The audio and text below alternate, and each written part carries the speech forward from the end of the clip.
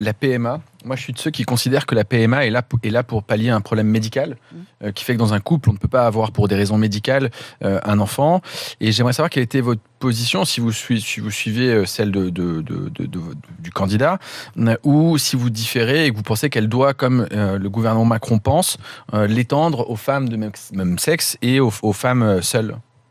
Moi, ce qui me gêne dans la PMA, vous le dites tout à fait justement, c'est un outil médical pour des couples qui ne peuvent pas avoir d'enfants. Donc c'est lié à un problème médical.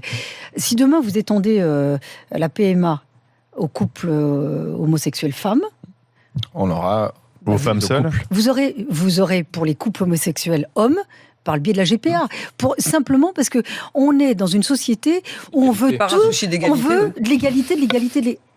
Non, mais pour l'instant, tout devient un droit. Le gouvernement a dit non à la GPA, a dit la PMA pour toutes, mais pas la GPA. C'est le pied dans la porte. C'est cynique, parce qu'ils savent très bien, ils ont quand même fait 12 000 ans d'études, ces gens-là, ils sont plus intelligents que vous et moi réunis, pardon de vous offenser, mais... Je veux bien l'admettre, je n'ai pas fait l'ENA. Oui, non, mais ce que je veux vous dire, c'est qu'ils vont vous donner le son. C'est cynique, parce qu'ils savent très bien que juridiquement, vous irez à la Cour européenne des droits de l'homme, ils vous donneront la GPA. Vous savez, ne serait-ce que sur le mariage homosexuel, à un moment donné, vous ouvrez le principe d'égalité est un principe qui peut vous aboutir à tout et à n'importe quoi, la GPA, y compris à des choses. Il peut y avoir un débat sur la GPA. Moi, je veux dire, la GPA. Non, mais d'accord, oui, on peut avoir un débat. Aux États-Unis, la GPA, ça existe. Moi, je veux vous dire, là, c'est effectivement la marchandisation des corps, et c'est contre les femmes pauvres. Voilà. Ça, la GPA, ça va être un outil contre les femmes pauvres.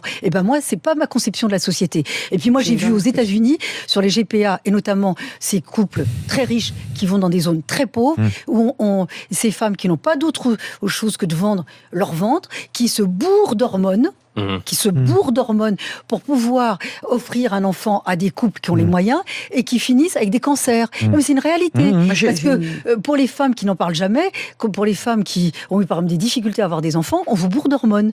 Et puis à un moment donné, vous pouvez le payer. La GPA, c'est ça.